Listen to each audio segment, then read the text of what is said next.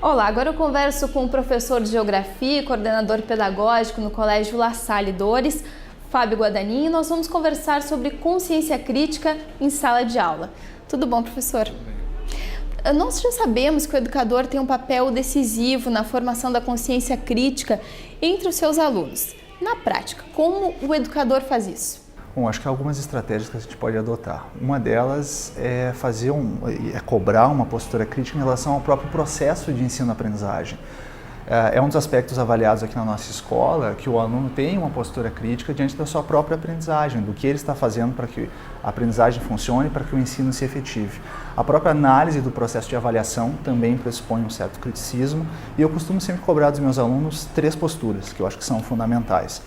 Uma postura crítica em relação à mídia, em relação ao consumo e em relação à participação política no nosso país. E a ideia é começar ali no final do ensino fundamental e ensino médio. Acho que desde cedo, na verdade, desde as primeiras séries do ensino fundamental, a gente já pode começar com o processo de escolha de liderança, entender o que é uma representação, simular o processo democrático dentro de sala de aula, para que eles já comecem a entender o que significa liderar, representar, ter a palavra em nome de um grupo, para que depois isso se reverta em participação política na sociedade, de fato.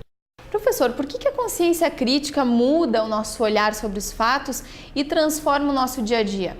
Olha, eu acho que a primeira razão do porquê muda é que a gente passa a ver a nossa própria atuação de maneira diferente. Eu acho que a crítica, ela parte necessariamente de um fundamento que é a autocrítica. Isso é uma das coisas que eu acho que a nossa escola tenta trabalhar, e eu tento trabalhar como professor da maneira mais clara possível. Eu tenho que ter uma autocrítica, perceber qual é a minha postura, o que eu erro, o que eu acerto, o que poderia ser melhor, para que daí eu possa projetar essa crítica pelo restante da sociedade, para o restante da sociedade. E acaba mudando porque me faz ser um protagonista e não um coadjuvante. Acho que essas expressões são fundamentais e eu sempre uso elas em sala de aula. O criticismo e a posição, uma postura crítica da sociedade nos permite atuar como protagonista. Você consegue perceber o senso crítico dos seus alunos na prática, no dia a dia, na sala de aula? Acho que sim, acho que é perceptível isso, especialmente uma experiência de professor a partir do 2º ano do ensino médio. Acho que o 2º ano do ensino médio, a transição ali, a passagem do ensino fundamental para o ensino médio, é onde se desperta esse criticismo, e no 2º ano a gente começa a perceber um amadurecimento nesse sentido. É quando eles começam a participar do processo político, é quando eles começam a ter um pouco mais de noção, e talvez seja o momento em que eles se dão conta, especialmente das armadilhas que se criam em termos de consumo. O consumo, eles estão fervilhando na adolescência, e a moda é algo muito importante para eles, está vestido da maneira certa, está ouvindo a música que eles acham que eles devem ouvir. E aí desconstruir essas noções e mostrar que isso não é necessariamente uma imposição, que eles têm opção, que eles podem consumir de outra forma, de outra marca, podem consumir outro produto, mostrar essas escolhas e mostrar que talvez eles sejam vítimas de certas armadilhas. A impressão que dá é que abre-se um mundo novo para eles, eles percebem que eles não estão aqui simplesmente para fazer o que é dito. Gostaria que você explicasse de uma forma resumida o que é o capitalismo na contemporaneidade. Eu acho que a gente pode considerar uma mudança importante no capitalismo internacional na década de 70 para cá.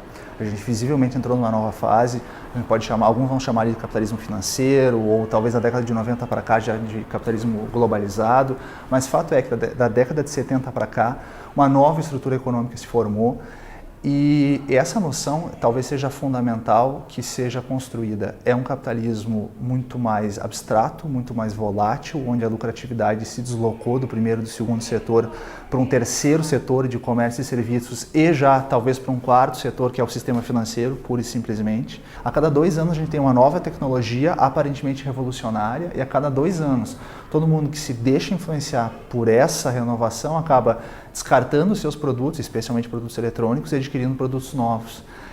Essa postura específica de programar a obsolescência de uma mercadoria e já lançar uma mercadoria nova me parece manipulação. Como que o capitalismo contemporâneo se liga à expressão rede de relações sociais e como que as relações humanas mudam? Eu acho que esse aspecto de relações sociais dentro dessa situação de capitalismo, na verdade, ele aparece com mais força e com mais importância nas formas de resistência a essa imposição do capitalismo. Eu acho que a gente consegue achar em vários aspectos, vários setores da sociedade, agora formas de organizações diferenciadas que tentam, inclusive, se contrapor a estas imposições do capitalismo contemporâneo. E essas organizações comunitárias, que são organizações em rede, e que agora estão extrapolando, inclusive, o limite físico, né? Hoje nós temos uma ferramenta que nos permite estabelecer uma rede Essa comunicação via internet nos permite estabelecer uma rede planetária de comunidades locais que estejam se organizando para eventualmente resistir a uma determinada imposição. É fundamental hoje, nos dois aspectos, esse bom relacionamento social, digamos assim, ter uma teia de contatos sociais bastante ampla, tanto para quem quer se inserir nesse mercado de capitalismo imposto, de concorrência de mercado, e tanto quem quer resistir a essas imposições. Me parece que as duas posturas demandam necessariamente uma organização em rede, uma boa teia de contatos, para que tanto uma estratégia quanto a outra funcione. Professor Fábio, como é que o Estado interfere na educação atualmente? O Estado é o grande regulamentador dos serviços mínimos que são oferecidos à sociedade. Serviço de saúde, serviço de educação, serviço de segurança. São os três serviços básicos que são ou oferecidos ou então regulamentados pelo Estado. É o caso da educação, o Estado oferece, mas também regulamenta a educação.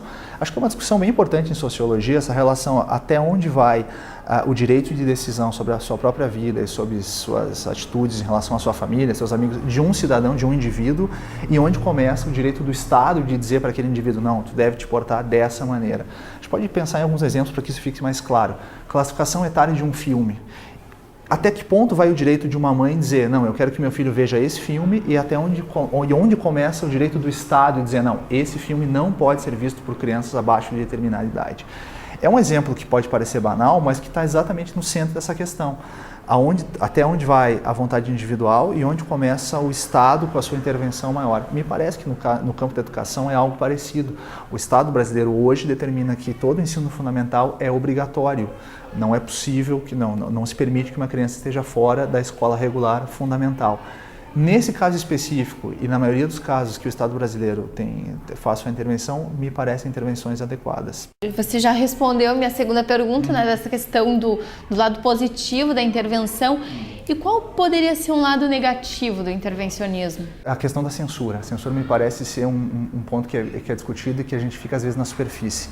O Brasil passou aí por décadas de ditadura militar, onde a censura era muito rígida, especialmente na década de 70, e algumas pessoas, especialmente quem militou naquela época, quando se fala em censura, se repudia por completo.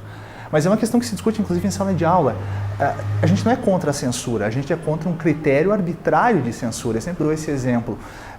Estou para achar um pai ou uma mãe que seja contra que se censure determinados tipos de filme no horário que a criança está assistindo. Todo mundo vai concordar que tem determinados tipos de filmes que não deveriam passar na televisão no meio da tarde. Acho que todo mundo concorda com isso. Então nós não somos, por essência, contrários à censura. Nós somos contra o critério arbitrário de censura que o Estado impõe.